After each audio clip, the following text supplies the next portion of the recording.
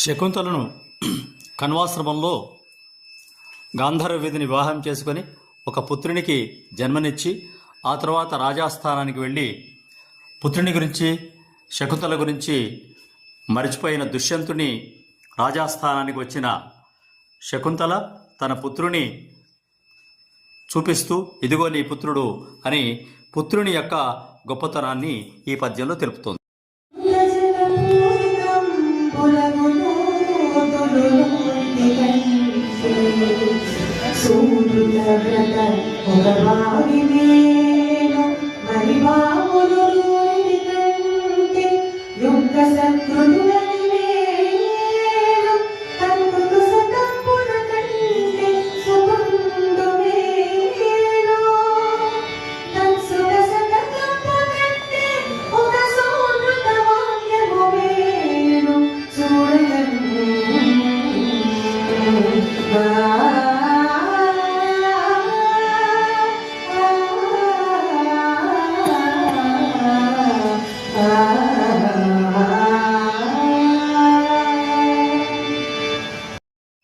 ఈ పద్యాన్ని చిరంజీవి కుమారి ఋగ్వేదం పద్మశ్రీ చక్కగా ఆలపించారు.